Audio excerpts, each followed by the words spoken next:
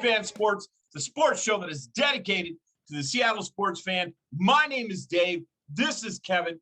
Kevin, how you doing this Thursday before the Denver Broncos come to Seattle? I'm doing great. However, boy, do I have a lot of questions going into this game. So let's see what happens. A lot of questions. Hopefully we'll find some answers out here tonight. But I don't think anything will be answered here tonight. I think it'll be answered on Saturday. If you guys have questions that you want us to answer, make sure you put those questions down below. Also, make sure you give us thumbs up, give us thumbs down. But the most important thing is to subscribe and turn on those notification bells so that we can be able to continue to bring you content. We're upgrading our studio situation. We're doing all kinds of stuff. We're bringing Mariners. We're bringing the Seahawks. Hopefully going to be starting bringing the Kraken soon. We got lots of stuff that's on the plate. Another thing we'd love to bring, Kevin's got it right there, bring in some Seattle Supersonics. Man, that's what we're dying to see again. It's having another NBA team back here in Seattle. You know it. You know it. All right, Kevin. So here we are. Denver's heading in. We've got the questions. First question that we're going to have to answer right now is wide receiver. Our sixth wide receiver. It looks like we've got 5 right now that are kind of locked. Totally. Excuse me. We got DK Metcalf, Tyler Lockett, Wayne Eskridge, Penny Hart, and Freddie Swain. Yeah. Those 5, we feel pretty confident are going to be on the roster week 1. Now, if we carry 6 right now, there's 6. The 6th spot, Kevin, you think and I think are both up for grabs. Who do you think is in the running for that 6th spot? Well, I think Cade Johnson's in that spot. Aaron Fuller's in that spot. Cody Thompson's in that spot. John Ursua is in that spot.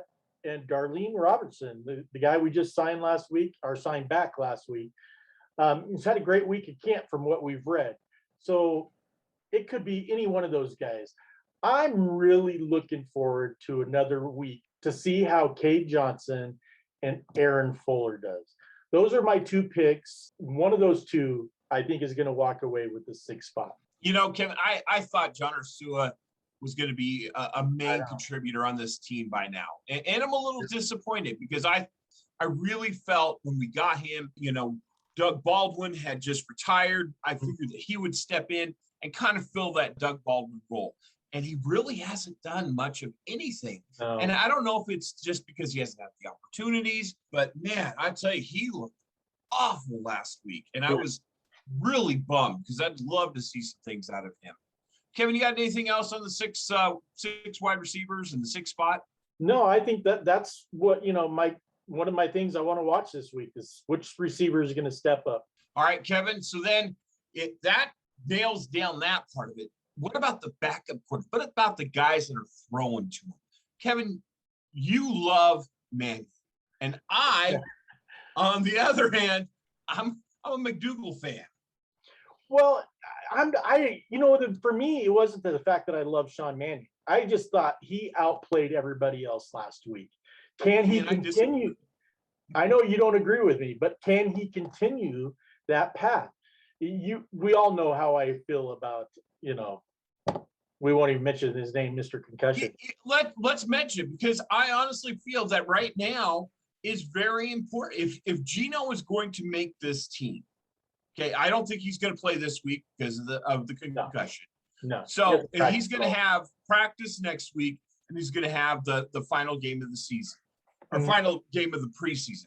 And I think if he's going to make it, he's going to have to show something that outshines the other 2. So this week, I think, is very important for the 2 backups that they have that opportunity to knock Gino out.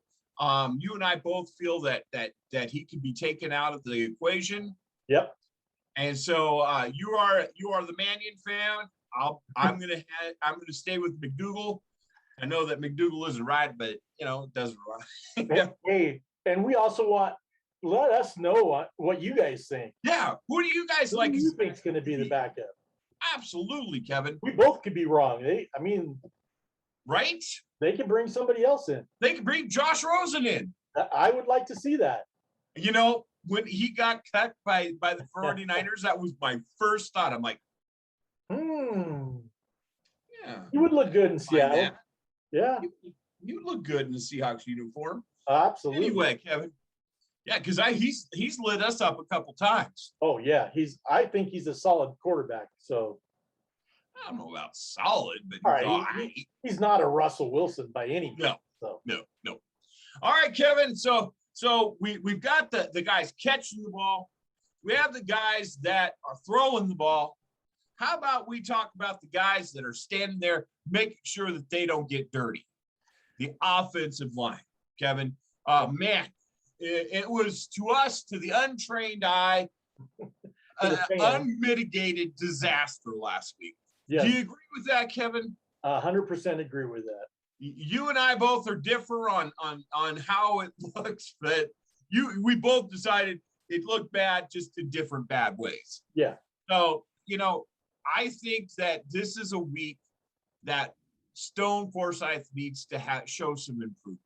And I'm not saying that he has to start pancaking everybody out there, because Denver's going to be geared up. They're going to be playing their first team defense. Mm-hmm. What I've read, they're coming in with their first team defense, and we're at our fourth string offensive line.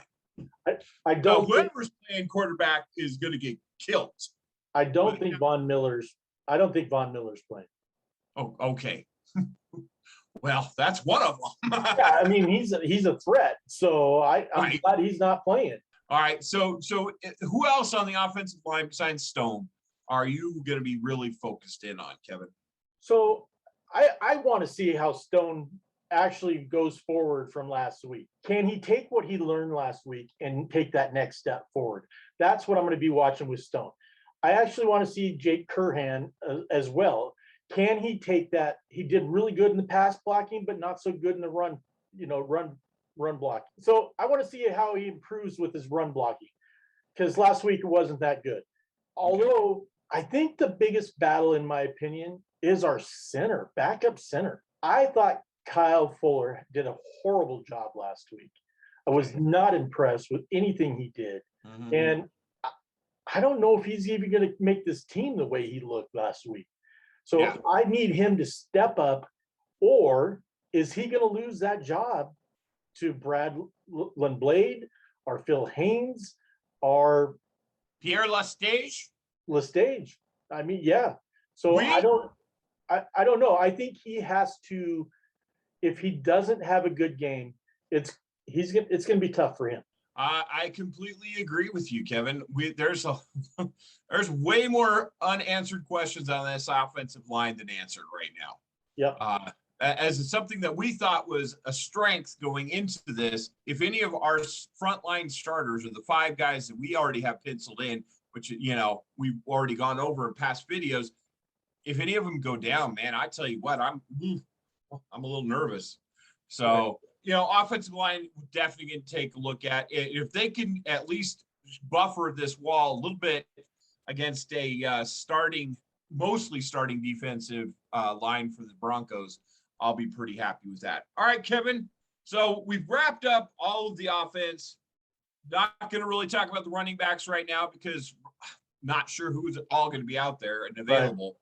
So let's move on to the defensive side of the ball. I think the next one that we're going to look at is defensive end. We saw some great things out of Alton Robinson. We saw some great things out of Rasheem Green. Mm-hmm. LJ Collier. I've heard articles where he's supposed to be the breakout player. I'm not sold he's even going to make the team. No, either am I. So I'd love for him to come out and prove me wrong and be all over the field like Green and Alton Robinson were, because they far outshined him this week. Agreed.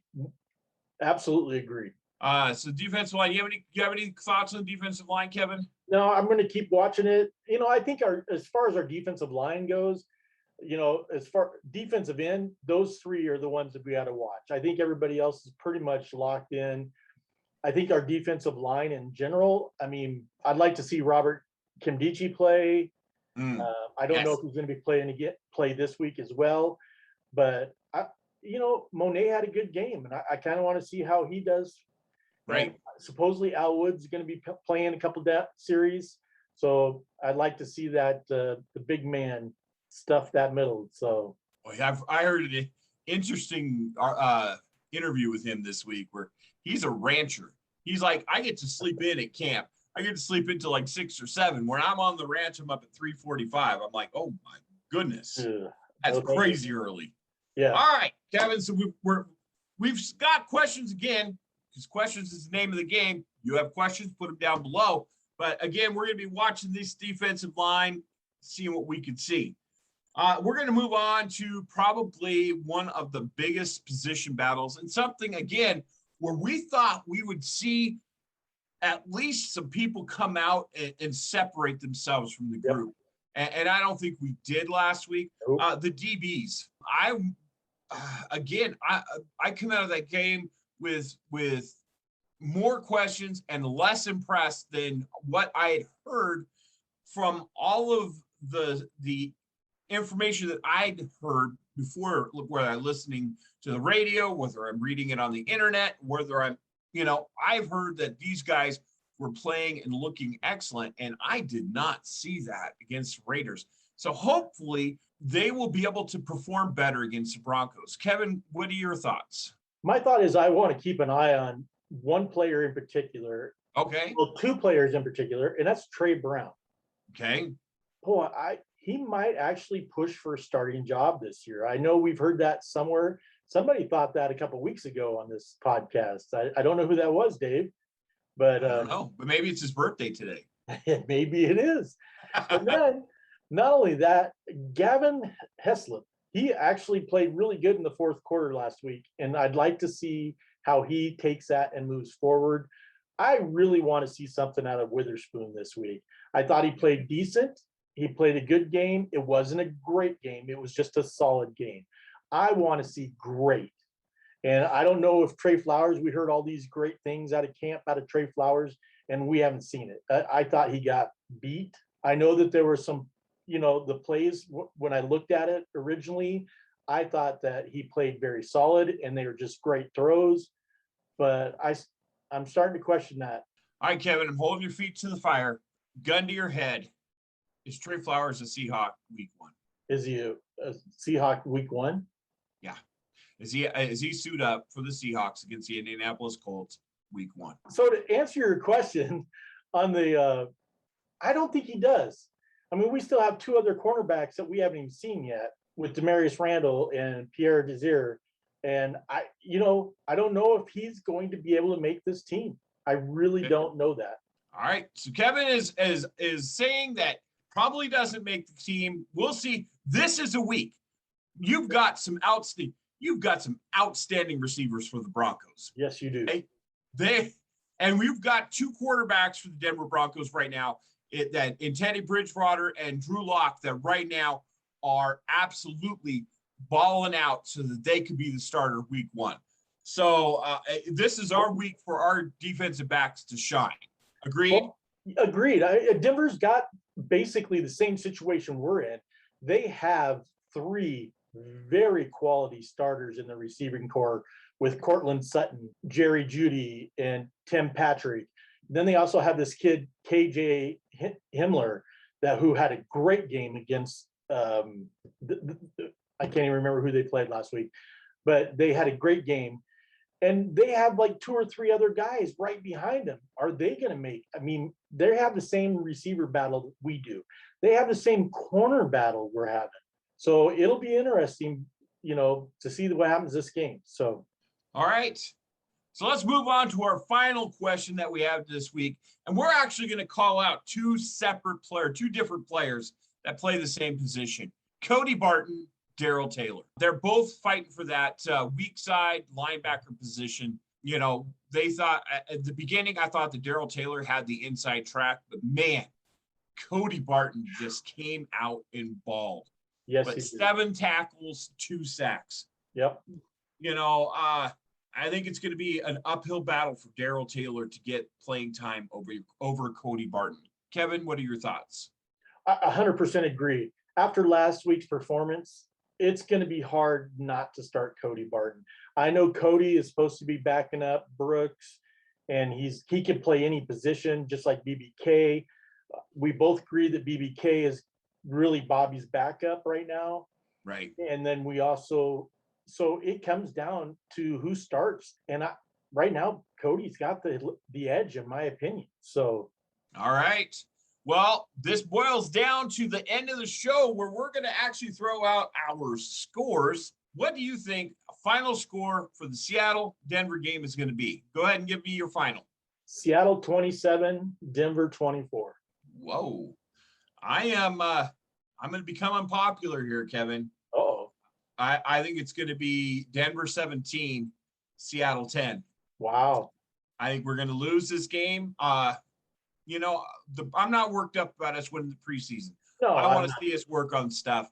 And I don't think that we right now, going in playing very little starters, is going to be able to do much against Denver. And Denver crushed, 33-3 last week? So. Yeah, I think our defense is going to step up better than they did last week. I think Sean Mannion's going to get more playing time. All right. And you have high hopes for Mannion. I do have high hopes. He's your man. I don't know about that. So I don't even know if he's going to make the team, but I'd like to see him play. So he's not your man? No. Okay. Anyway, Kevin, we'll come back on. Sorry, everybody. Got a little laughter there. We'll come back in the next couple of days. We'll give you a review of what we thought of the game. Yep. Make sure you put your prediction for a score down below so that we can recognize you next week. But again, I'm saying 10 for Seattle, 17 for Denver. Kevin, on the other hand, is calling 24 for Denver, 27 for Seattle. So all I have to say at this point is go Hawks.